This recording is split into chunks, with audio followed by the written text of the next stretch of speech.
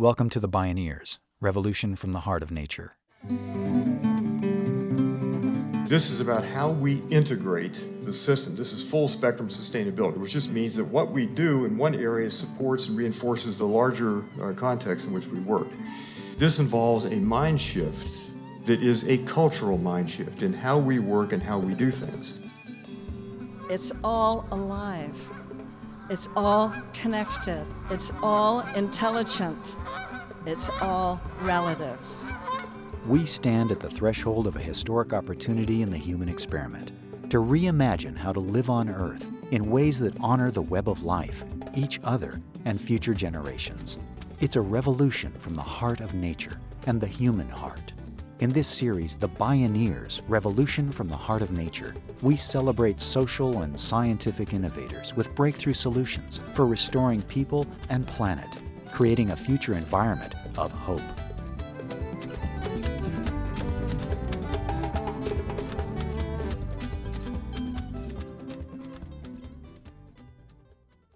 The term resilience is not self-explanatory. The mafia, for example, has been very resilient. So there's some issue of what we make resilient and what we don't. This is not a technical word. It is a very big political, moral, philosophical word that has technical aspects to it. This is not first and foremost a matter of squiggly light bulbs and Priuses and green buildings. This is a much bigger word. And if we take it seriously, it will take us to political issues, issues of distribution and welfare and the rights of generations yet to come. Professor David W. Orr has good reason to highlight the idea of resilience. In the early 1980s, climate change was a serious impending problem that could have been largely averted with swift action. By 2016, the problem had morphed into a predicament where there was no ready or single solution. Like the sorcerer's apprentice, we'd uncorked inexorable forces far beyond our control. Global warming has turned into global weirding because climate is the tripwire for every other foundational ecological and biological system, as well as the basis for human civilization. We'll be doing some fancy dancing to try to lessen and reverse the harms while scrambling to adapt to constantly changing conditions. In other words, get really resilient, really fast. Fortunately, breakthrough pathfinders today are banding together to transform our ways of living and bring resilience thinking into widespread practice, resilience from the ground up. This is Cultural Mindshift, Full Spectrum Sustainability and Resilience, with Professor David W. Orr, founder of the Oberlin Project, Timothy Burroughs, Berkeley, California's first Chief Resilience Officer, and Tom Van Dyck, financial advisor and analyst of Royal Bank of Canada. My name is Neil Harvey. I'll be your host. Welcome to the Bioneers, Revolution from the Heart of Nature.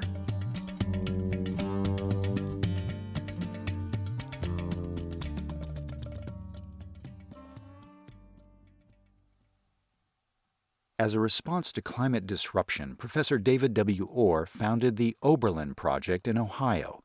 It's a bold and ambitious partnership between Oberlin College and the city of Oberlin to design and build the first post-carbon local economy in the country.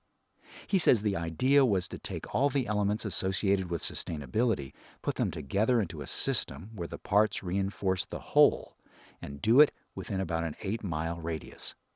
Orr is the Paul Sears Distinguished Professor of Environmental Studies at Oberlin College and senior advisor to its president. He's an award-winning scholar and visionary leader in the sustainability movement. He's renowned for his groundbreaking work on ecological design and ecological literacy in higher education. David W. Orr spoke at a Bioneers conference. We decided to start a partnership, a green block that consisted of the college as the anchor institution. So anchor institutions are ones that will be there 100 years from now, presumably. So we are midway between the college, the city, and the community, and the Oberlin Project set out some very ambitious goals. One was to get to carbon neutrality, both the city and the college. We so far eliminated 90% of our carbon emissions in the city electric system. The goal for carbon neutrality we're setting at 2025 and maybe run a little bit longer than that. We're just completing work on the what I think is the first entirely solar-powered hotel and conference center in the United States. And that is in a state where sunshine is a theory. The Oberlin Project is organized around community teams that integrate strategic sectors such as ecology, economic development, finance, community engagement, education, and public policy. As a way to revitalize the local and regional economy and culture, the coalition is working to rebuild 13 acres in downtown Oberlin to U.S. Green Building Platinum standards. The teams have also worked with landowners to identify 20,000 acres that would be permanently dedicated to an agroforestry belt, ringing the city to provide food, green space, and carbon sequestration. And our goal is very simply to build a coalition that consists of some federal agencies, the U.S. Department of Agriculture, Treasury, and the White House, some foundations, but the major anchor educational institutions in this region.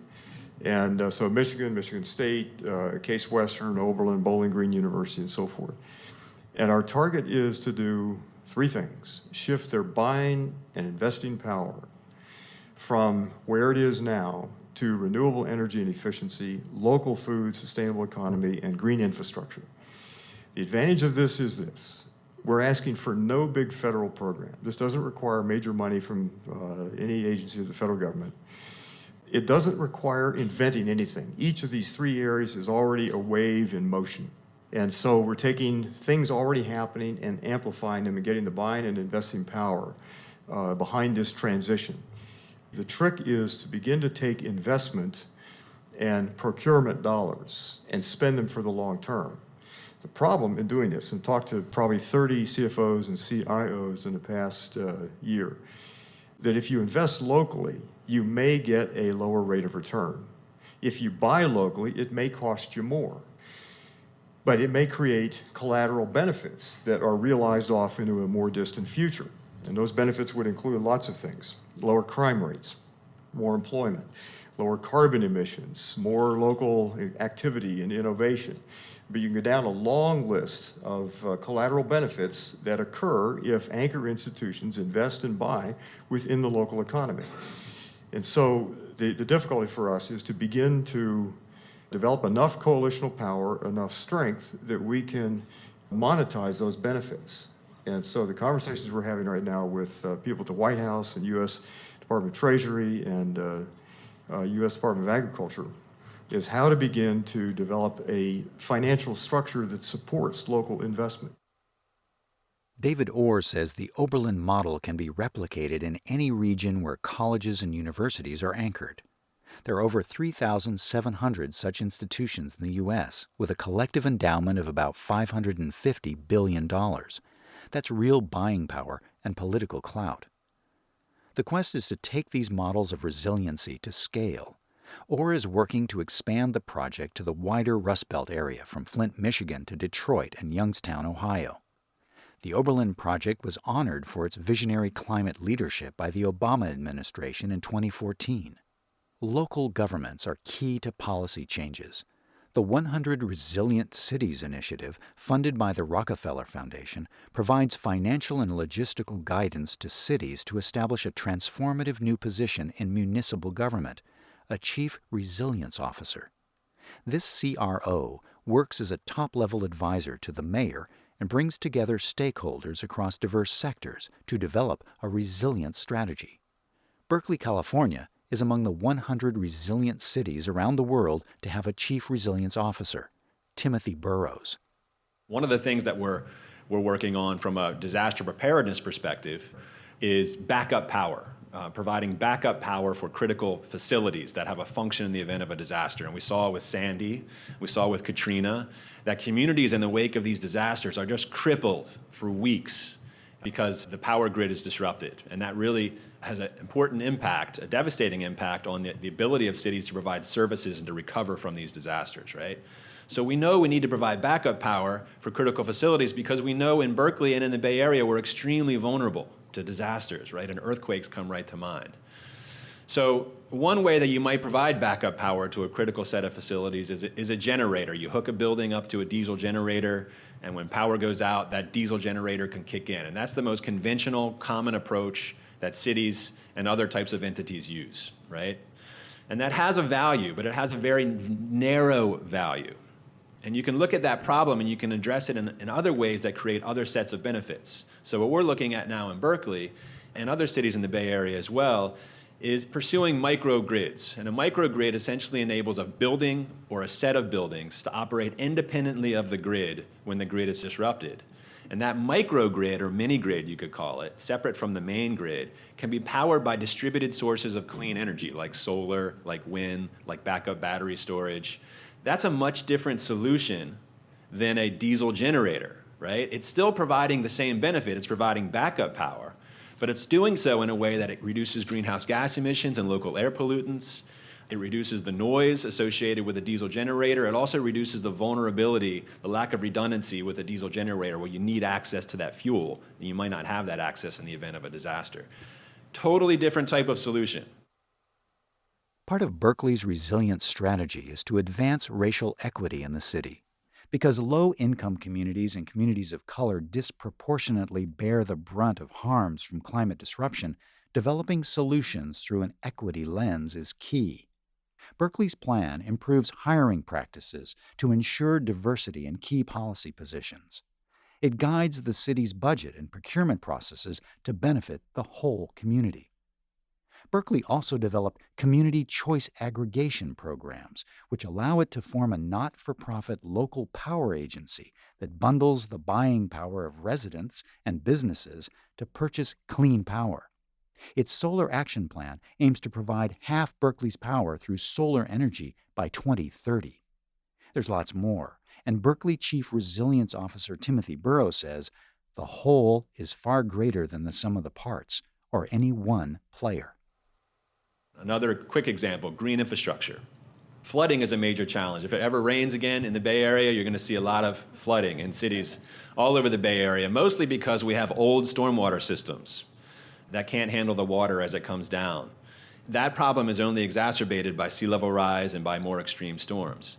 You can address that problem through bigger and more pipes, or you can address that same problem through green infrastructure and rain gardens, bioretention areas, cisterns that can capture stormwater and also filter out some of the pollutants before it gets to the bay. Same solution, different approach. Multiple benefits, bringing multiple people to the table.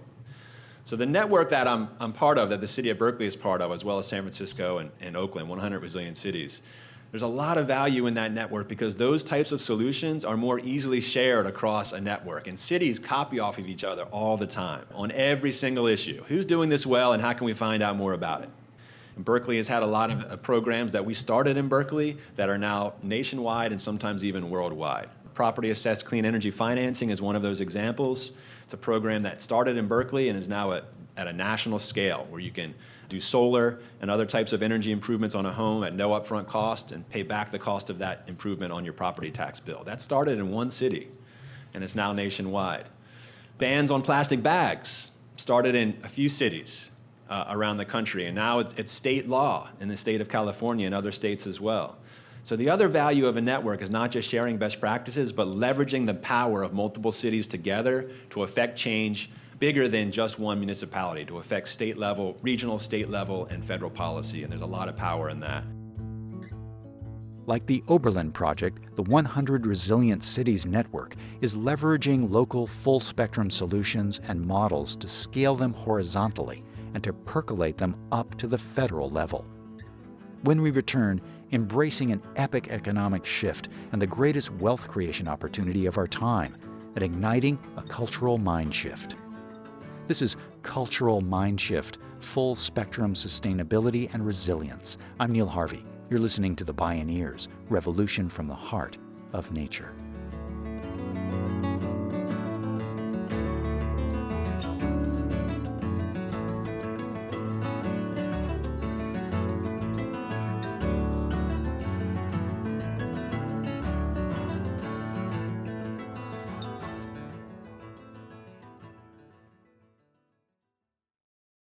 To explore all available Bioneers radio shows, video programming, and more, please visit Bioneers.org.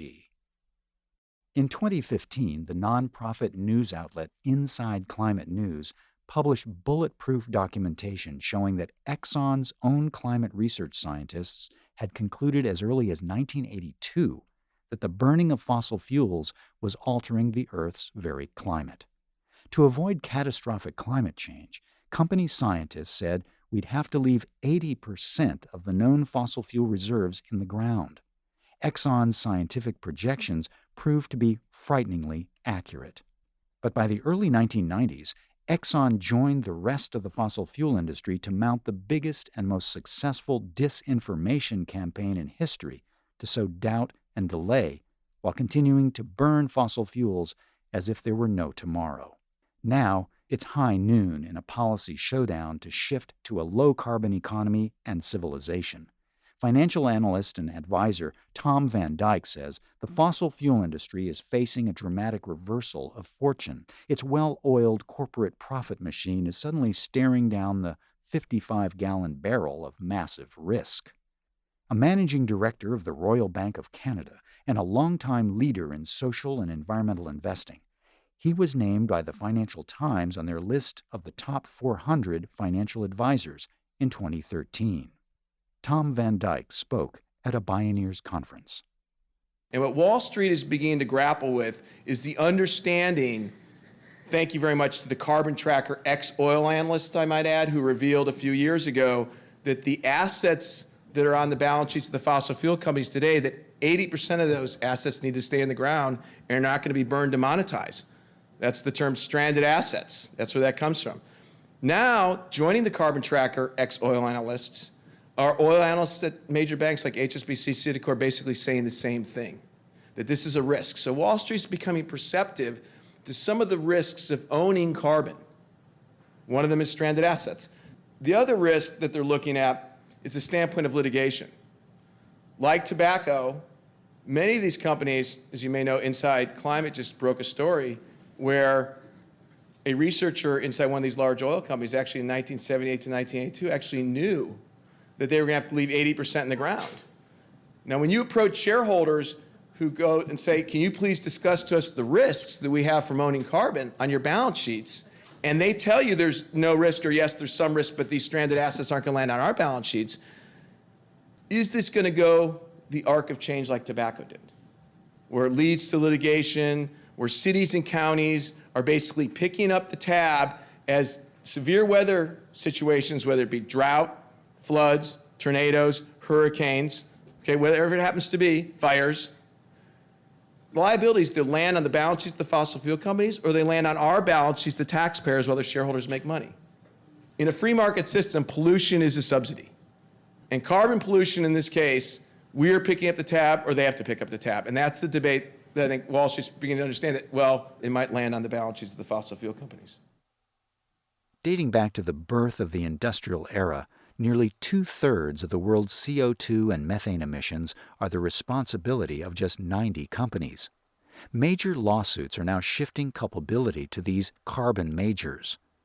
Big Carbon is taking the litigation very seriously, since a federal appeals court found that U.S. cities and individuals suffering economic and other damages have standing to sue. The companies are also vulnerable to fraud and civil conspiracy charges for funding climate deniers, while internally acknowledging the climate science for decades. There are other risks, too.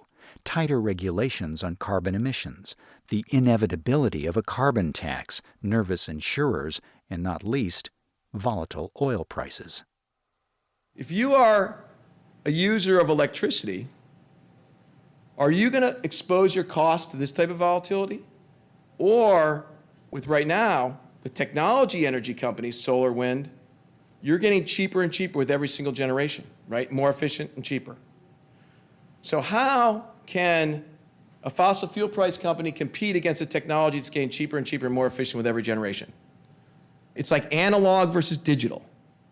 This evolution is taking place because you have a technology change. You have technology entering an old, antiquated pricing system that can make it way more efficient, way more sustainable, and way more economical. So what are the large companies doing that have huge electrical demand? They're saying, well, we're going to go 100% renewable energy. Why?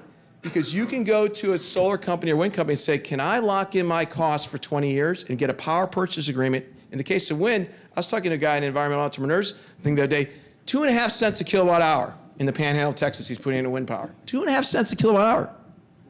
20 years, lock it in. Solar, 10 to 14 cents, depending on how big you're doing it. Locked in 20 years. You go to a natural gas guy and say, can I lock in price? They'll say, forget it. We think natural gas is not going to be below $3 forever. We're not going to lock you in for 20 years. That's ridiculous. They can't lock in their costs. So if you're a business, and these are big businesses, you want to lock that cost in so you can effectively allocate capital as running a company in an efficient way across the next 20 years. So you're seeing major corporations, Facebook, Google, move in this direction because it's the best economic thing for them to be doing. The idea that we are transitioning from burning a carbon molecule to produce an electron to using renewable sources to produce that electron is going to be the largest economic shift of this generation and biggest wealth generation opportunity that we know. And it's going to affect every single element of our economy. It's going to be in water, wastewater, infrastructure, energy storage, key, grid, geothermal, solar, wind, transportation. It's going to be in buildings, HVAC, lighting, LED lighting, insulation, waste reduction, recycling, water, energy, sustainable packaging, agriculture. It's going to be across the entire economy. Just do the math, says Tom Van Dyck. Follow the money and the jobs. In 2015, jobs in renewable energy increased over 20%, up to nearly 300,000, and produced 8% of energy in the U.S. We have more people working in the solar industry than we do in entertainment in California, than we do in the utilities. You don't need to have a reserve outside your door to go tap it. Every single city and county has access to this. Look what's happening to coal. Coal has 60,000 people in it, yet it produces 35% of our energy? So one of the arguments that's being made politically is like, well, we can't really do this because China, if China keeps polluting, or India for that matter, if China keeps polluting, what's the point? We can't really do this. Well, 7.7 million jobs worldwide. Now this includes biofuel, biomass, hydro, and wind and solar. So it's a broader renewable sector. It's not just wind and solar. In the oil industry, there's about 4 million jobs worldwide. So there's already almost 2 to 1 in the renewable energy area. What kind of money did we put to work? $310 billion last year. We need to push this up to $1 trillion. It's going up 16%. Where do we put that money? Half of it went to solar. Half of that solar went to rooftop solar. Decentralized power. The next industry to be disrupted other than the fossil fuel will be the utilities. Why? Because they're highly inefficient. That's what technology does. We are capitalists. We're for innovation. We're for making things more efficient, more sustainable. You can do that through this system, through innovation. It creates jobs, and it does it in a way that we can actually live on the planet. Tom Van Dyck says that the economic benefits of renewable energy investments are also motivating many cities to go green, allowing them to save tax dollars and lower energy costs. But while there are many reasons to move toward 100% renewable energy, he says the federal government can do more by making permanent the government's investment tax credits for solar energy and production tax credits for wind power. Not to mention a significant reduction in the ginormous subsidies it still gives fossil fuel companies, a mature industry that ought to be able to make it on its own or face the creative destruction of a market economy. Van Dyck is also a board member of As You Sow, a nonprofit foundation that's been a top leader in the mushrooming movement advocating for investors to divest from fossil fuel holdings. In just a few years, it's gone from zero to divestment of almost $4 trillion. Or in the case of energy companies themselves, Tom Van Dyck says it's time for them to move toward renewables. But do they have the energy to do it? That would be a logical thing to think, that they would get that their energy companies is not fossil carbon companies. So in talking to one of the people his name's Lou Alstead, he merged Mobil with Exxon. He's a top-level, C-level guy. He's retired. He lives in Cooperstown, New York. He's against fracking. He's for climate change. I asked Lou the exact same question. And Lou said, here's the deal. These guys know a lot about one thing. They know a lot about pulling carbon out of the ground. They've gone to the mining schools. They hire from within. You don't see a CEO come in from the outside at Exxon and Chevron. They've been inside the company for 30, 25 years, and they know a lot about that. It's kind of like asking an orthodontist to do heart surgery. They might be all medical doctors. It's not going to happen. He's like, these guys can't come out against fracking, even though Rex Tillerson, the head of Exxon, doesn't want fracking in his backyard. They're not going to come out for climate change because he's basically said they'll lose their jobs. When all you have is a hammer, everything looks like a nail. But there's nothing more powerful than an idea whose time has come. and that new idea has come. And it's not a hammer, says David Orr. This is about how we integrate the system. This is full spectrum sustainability, which just means that what we do in one area supports and reinforces the larger context in which we work. This involves a mind shift that is a cultural mind shift. It isn't simply a change in bureaucracy or a change in economy. This is a vast shift in how we work and how we do things. We need an army of young people coming behind us in this generation that understands how this works so that we make this the easy thing to do. These coalitions result in a very different kind of culture that becomes the default setting. It's the easy thing to do, the green thing, that makes it clean, green, safe, and fair. That's the challenge ahead of us. David Orr, Tom Van Dyck, and Timothy Burroughs. Cultural Mind Shift, Full Spectrum Sustainability and Resilience.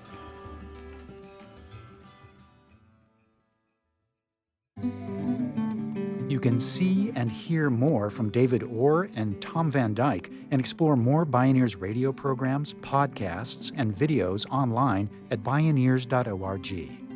For information on attending the National Bioneers Conference and Bioneers events in your area, please visit bioneers.org or call 1-877-BIONEER.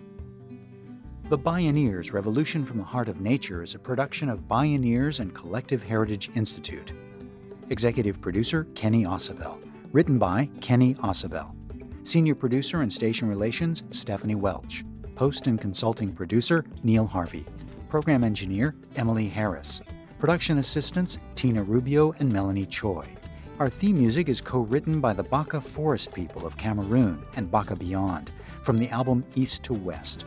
All royalties from Baka compositions and performances go to the Baka Forest People through the charity Global Music Exchange. Find out more at globalmusicexchange.org. Additional music was made available by Sounds True at soundstrue.com. Patuxent Music at pxrec.com, and Colin Farish at colinfarish.com. The opinions expressed in the Bioneers Revolution from the Heart of Nature are those of the presenters and are not necessarily those of Bioneers and Collective Heritage Institute, the underwriters, or this radio station. My name is Neil Harvey. Thank you for listening. I invite you to join the Bioneers in inspiring a shift to live on Earth in ways that honor the web of life, each other, and future generations. This is program number 0616.